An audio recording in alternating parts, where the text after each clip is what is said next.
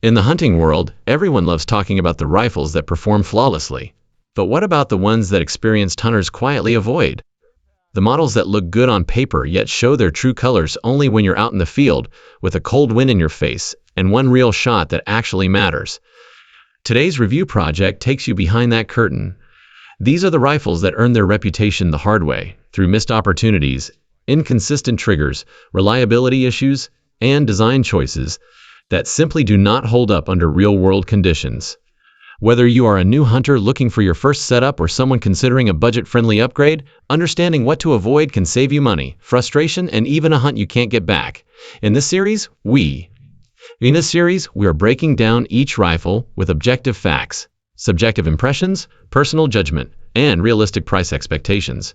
By the end, you might be surprised which models made the list and why so many experienced hunters refuse to carry them into the field. After all, the goal of Scoper 360 Degrees is simple: to help you make smarter decisions, stay informed, and never get stuck with gear that holds you back. Now, let's get into the rifles that didn't make the cut. Starting off our list is the Winchester XPR, a rifle that entered the market with strong promises but has struggled to earn long-term trust from experienced hunters. On the surface, it looks like a solid entry-level bolt-action option. It is lightweight, chambered in popular calibers, and often marketed as a modern budget-friendly performer. But once you take it into real field conditions, the weaknesses start to show. One of the most common criticisms revolves around the trigger. Many hunters describe it as inconsistent, with an unpredictable break that can make precise shooting feel harder than it should be. That inconsistency becomes even more noticeable once you push past the 200-yard mark, where accuracy begins to drift compared to rifles in the same price brackets The polymer stock is another point of contention. While the weight savings are nice, the stock tends to feel thin and somewhat hollow, especially during long hunts in varying weather. Under pressure, you can feel noticeable flex, which directly affects shooting stability and confidence behind the rifle. The bolt throw requires more effort than expected, which slows down follow-up shots, and the magazine has a mixed reputation for feeding reliability, depending on the ammunition type. Still, the XPR is not without redeeming qualities. It is easy to carry, available in a wide range of calibers, and the detachable box magazine is convenient when everything is working as it should. Priced around the lower to mid-range segment, usually between market-friendly budget tiers depending on configuration, it appeals to hunters who want something simple and affordable. My personal take is that the XPR is a rifle that tries to bridge the gap between value and performance, but ultimately lands in a place where too many compromises show up in real use. It works, but not consistently enough for demanding hunts where every shot counts.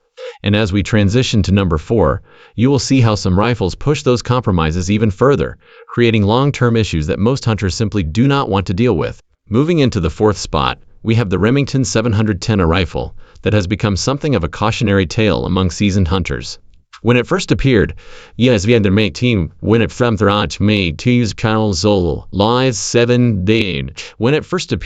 aimed to offer a modern, affordable option for newcomers. But the design decisions behind it created long-term problems that overshadow any initial appeal. The bolt system is the first major red flag. It uses a unique locking design that many gunsmiths actively dislike because it complicates maintenance, repairs, and long-term reliability. In real hunting conditions, that translates to unpredictable operation and a lack of confidence during follow-up shots.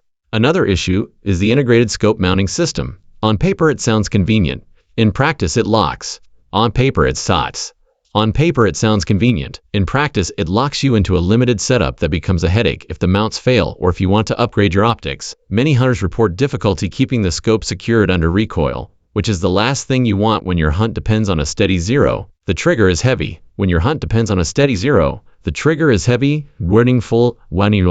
The trigger is heavy, gritty, and offers no meaningful adjustability, making accurate shooting more challenging than it should be. Combined with inconsistent bedding between the action and the stock, the rifle's accuracy becomes highly variable from one unit to another. Extraction issues have also been reported with certain ammunition types, adding yet another reliability concern. Objectively, the 710's price was its strongest selling point, landing firmly in the budget category. Subjectively, however, it feels like a rifle built around cuts rather than craftsmanship. My personal judgment is that the 710 teaches an important lesson. A low price tag does not always mean good value, especially when core components are compromised. As we move toward number 3, you will see how another budget-focused rifle repeats some of these mistakes, but in a slightly different way that continues to divide opinions across the hunting community. Coming in at number 3, the Savage Axis is a rifle that continues to spark debate among hunters. Savage as a company is known for producing accurate rifles, especially in their higher-tier models, but the entry-level Axis often feels like a platform built on compromises. At first glance, it is appealing. It is chambered in a wide range of popular hunting calibers, the price is friendly for beginners, and later versions improve the trigger compared to early production runs. But once you start using it seriously, certain limitations become hard to ignore. The most noticeable issue is the stock.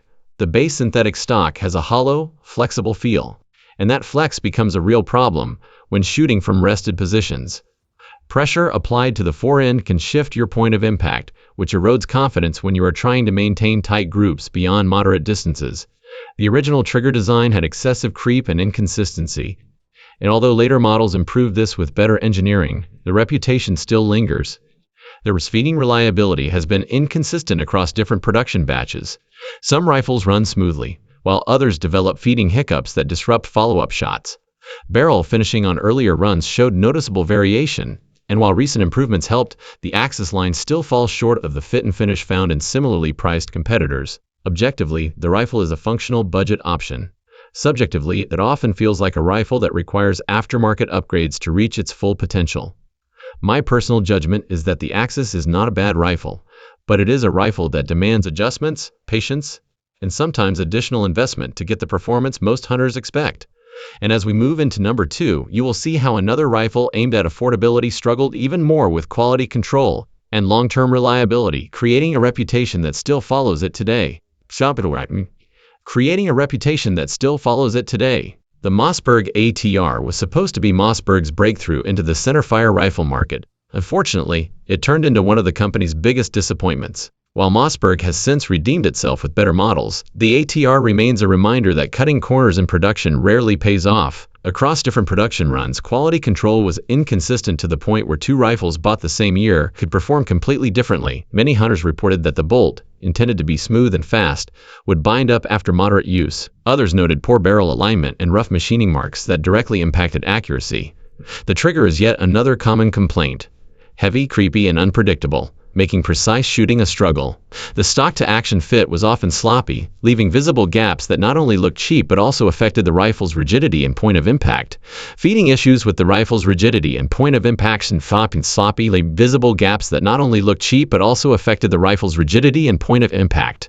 Feeding issues with the magazine were frequent, particularly when using soft-point hunting ammunition. Even the factory scope mounts, included in many combo packages, were too weak to handle moderate recoil without losing zero.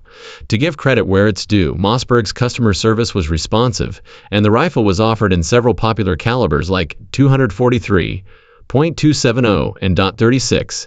You could pick one up for around $350 STO, $450 USD, which appealed to hunters on a tight budget.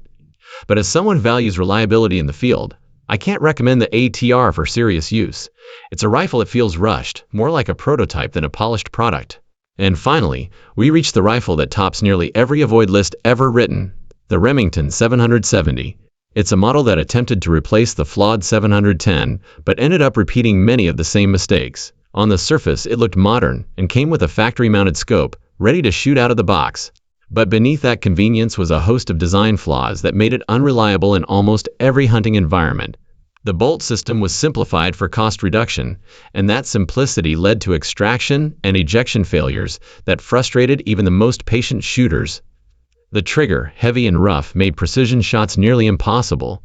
The synthetic stock, while lightweight, flexed noticeably and transmitted recoil awkwardly into the shooter's shoulder. Barrel quality varied dramatically from rifle to rifle. And many units simply couldn't deliver acceptable accuracy past 100 yards. Then there's the scope. The package optic included with most 770s was of such poor quality that it often lost zero after just a few rounds. Combined with a stiff safety and magazine jams, especially with polymer-tipped ammunition, the 770 quickly became known as the rifle that teaches hunters what not to buy. The price point hovers around $400 to $500 USD, but even at that cost, there are far better options. From my own perspective, the 770 is less a functional hunting rifle and more a case study in how cost-cutting can destroy a brand's reputation. For beginners, it might seem appealing, but in practice, it delivers frustration instead of confidence. So, what can we take away from all this? Every rifle on this list was created with good intentions, to make hunting more affordable and accessible. But somewhere between design and execution, corners were cut, and performance suffered. Understanding these flaws doesn't just help you avoid disappointment, it helps you recognize what truly matters in a hunting rifle: consistency, reliability, and build quality that you can trust in any condition. At Scoper 360 Degrees, our goal isn't to bash products but to give you the knowledge to make smarter decisions in the field. If you've ever owned one of these rifles, or had a different experience than what we've covered, I want to hear from you. Drop a comment below, tell us your story, and let's keep this discussion real and honest. And if you found this review helpful, make sure to like, subscribe, and turn on notifications so you never miss a breakdown of what's real, what works, and what's real, what works, and what's real. What works? Your hard-earned money. This is Scoper 360 Degrees, and we'll see you in the next review.